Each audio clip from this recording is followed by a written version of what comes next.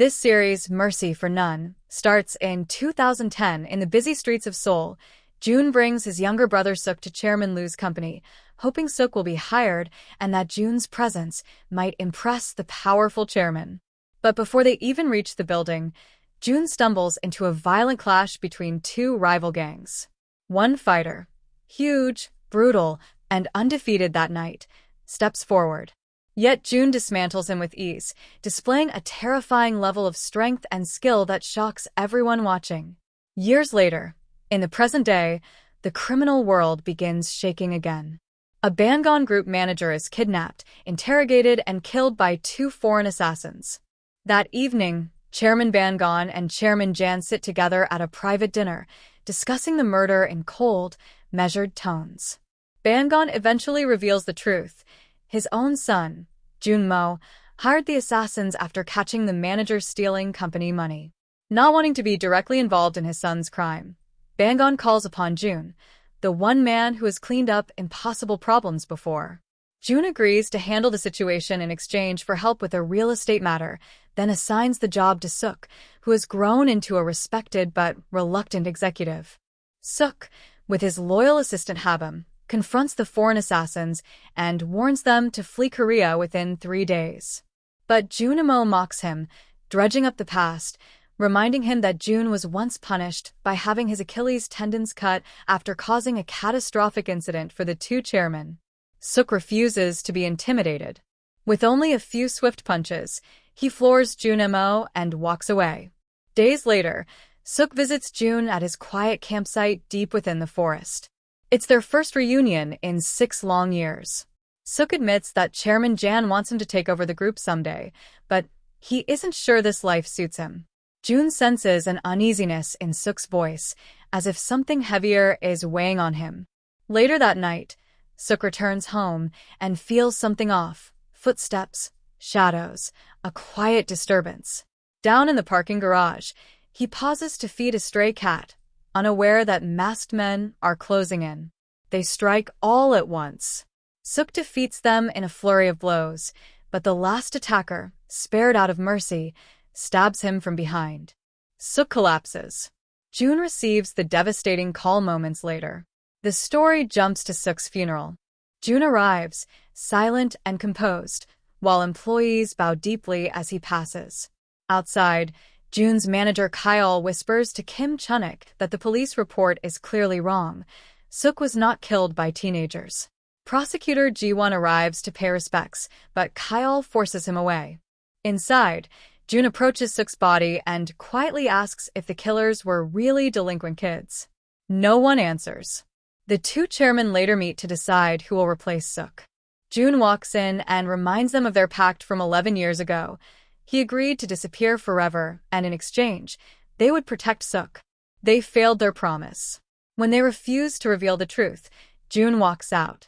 He searches Suk's apartment, finding hiking books, a birthday present Suk never got to give him, and an old photo of the 4 friends, Jun, Suk, Habim, and their craftsman friend Bongo. Jun decides he will uncover the real reason Suk died. He wraps his scarred ankle and heads to the police station, demanding access to the suspect. The arrogant teen proudly admits his crime, but accidentally mentions having a younger brother. That slip leads Jun directly to a gang hideout, where he takes on the entire group single-handedly and forces answers out of them. Meanwhile, Chairman Jan secretly assigns Yang, his cold and calculating enforcer, to uncover the truth behind the murder. Rumors circulate through police departments and prosecutor offices about the past, how Jan and Bangon once served under Chairman Oh, and how the death of Oh's son caused a violent coup that placed them in power. Through a trail of intimidation, Jun discovers the Graveyard, a hidden online marketplace where runaway teens are hired for illegal work. Lawyer Yoon represents the suspects. Jun ambushes her in her car, forcing her to reveal that the operation is run by CEO Sim of Inclean. When Jun storms Sim's office, he finds the staff beaten and Sim trembling. Sim confesses that Junimo ordered the killing. Chairman Jan learns the same truth and warns Bangon that Jun will not stop. The two chairmen argue, threatening to break the fragile balance that has kept their empire standing. Jun walks into their meeting and demands one thing: Stay out of his way. Let him handle Junimo.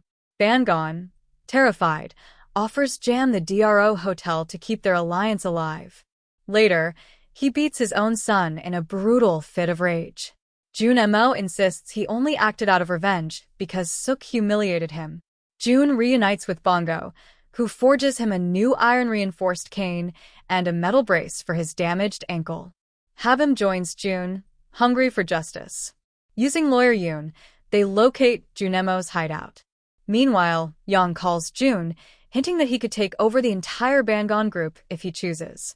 Junimo, paranoid and desperate, hires disgraced champion Jong In-suk to kill Jun. After Jun survives a trap designed by 2 foreign assassins, Junimo panics further.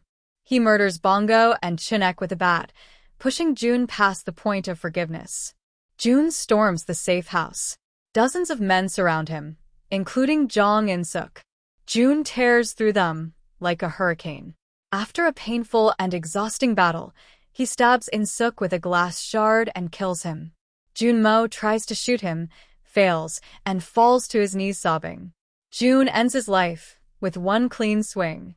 Driving away, Jun is suddenly rammed off a bridge by a car. A tattooed man steps out and declares Jun dead. But Jun survives and is rescued by Habim.